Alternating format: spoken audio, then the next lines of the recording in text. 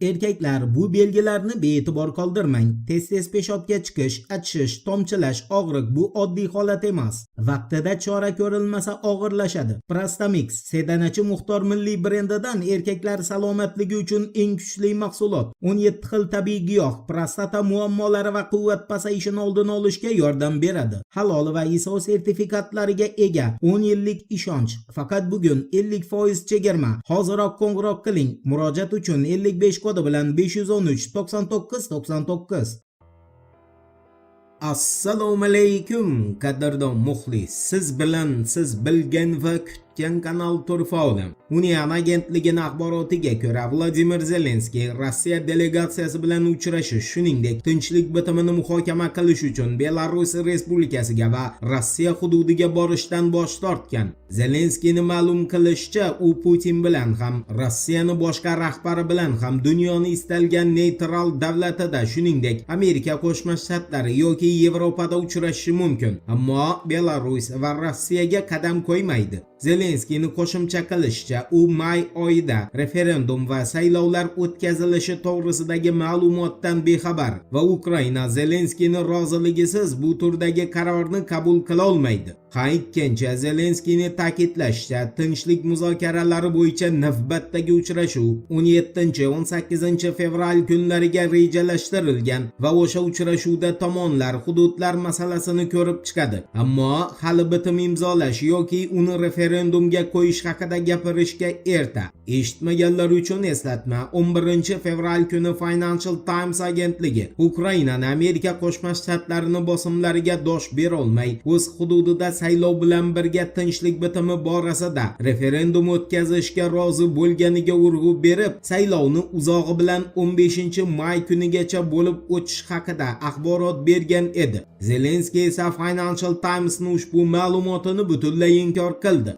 Endi 12 fevralga o'tar kechasi Lvov viloyatiga berilgan zarba to'g'risida qisqacha so'z yuritamiz. Strana agentligining xabar berishicha, Rossiya harbiy kosmik kuchlari Lvov viloyatidagi muhim infratuzilma obyektlariga Kinjal gipertovushli raketalari bilan zarba bergan. Qayd qilinishicha, MiG-31 qiruvchi samolyotlaridan uchirilgan raketa 750 kilovat kuchlanishli yuqori voltli podstansiyani nishonga olgan. Stranani ta'kidlashicha, bunday obyektlar energiya tizimini barqaror ishlashida muhim o'rin tutadi, chunki ular yirik generatorlar yuklanmasini muvozanatlashni ta'minlaydi. Shuningdek, Stranaga ko'ra ikkinchi nishon Lvov davlat aviatsiya ta'mirlash zavodi bo'lgan. Ushbu korxona harbiy samolyotlarga xizmat ko'rsatish va modernizatsiya qilish bilan shug'ullanadi. Jumladan, Kiyevga yetkazib berilgan F-16 va MiG-29 qiruvchi samolyotlarga ham aynan shu zavod xizmat ko'rsatgan. Mahalliy aerodrom esa samolyotlar uchun qisqa to'xtash aerodromi sifatida foydalanilgan. Qolaversa, ushbu zavodda zarba beruvchi uchuvchisiz apparatlar ham ishlab chiqarilgan va zavod endi Kinjallar hujumidan keyin vayrona holiga keldi.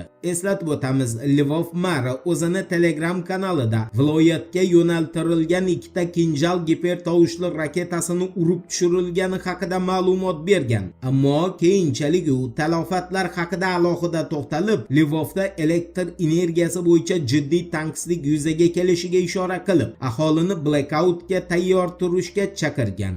Endi Ukrainani chetga gaz eksport qilib, o'zi qimmat narxda sotib olgani bilan bog'liq shov-shuvli xabarga yuzlanamiz. Diqqat bilan eshiting. Daily Mail'ga ko'ra, Ukraina 2026-yilda Amerika Qo'shma Shtatlaridan yetkazib beriladigan suyultirilgan tabiiy gazni birinchi partiyasini 11 fevral kuni qabul qilib oldi. Bu yetkazib berish Naftogaz Ukraina milliy aksiyadorlik kompaniyasi va Polsha energetika kompaniyasi Arlean o'rtasidagi hamkorlik sababli amalga oshirildi. Shu bilan birga xalq deputati Dmitriy Razumkov g'ayrioddiy gaz matematikasi haqida bayonot berdi. Uni ma'lumotiga ko'ra, faqat yanvar oyining o'zida Ukraina 14 million kub metrdan ortiq gaz eksport qilgan. Shundan 13,3 million kub metr Polshaga, 1,3 million kub metr esa Vengriyaga yo'naltirilgan. Biroq tabiiy gaz davlat keyinchalik uni qayta import qiladigan narxdan arzonroq sotilmoqda.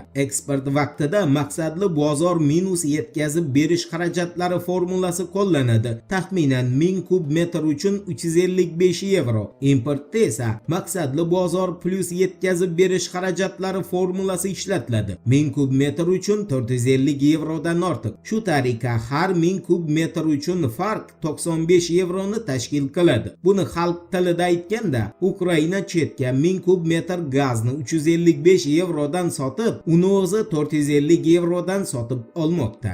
Endi Kiyevga ajratilgan 90 milliard kredit haqidagi xabarga o'tamiz. Bloomberg agentligining axborotiga ko'ra, Yevroparlament 11 fevral kuni Ukrainaga 90 milliard yevro miqdorida kredit ajratishni ma'qulladi. Deputatlar 2026-2027 yillarga mo'ljallangan yordam paketini tasdiqladi. Qaror uchun 642 nafar deputatdan 458 nafari ovoz berdi. 140 nafar kishi qarshi chiqdi. 44 nafari esa betaraf qoldi. Bu kreditni yakuniy tasdiqlashning so'nggi bosqichi edi. Mablag'lar Yevropa Ittifoqining moliyaviy bozoridagi qarzi hisobidan jalb etiladi. Ushbu qarz bo'yicha foiz to'lovlari esa umumyevropa byudjeti hisobidan qoplanishi rejalashtirilgan. Voqealar rivojini birgalikda kuzatamiz. Turfovlen bilan qoling. Siz kutgan kerakli ma'lumotlar hali oldinda.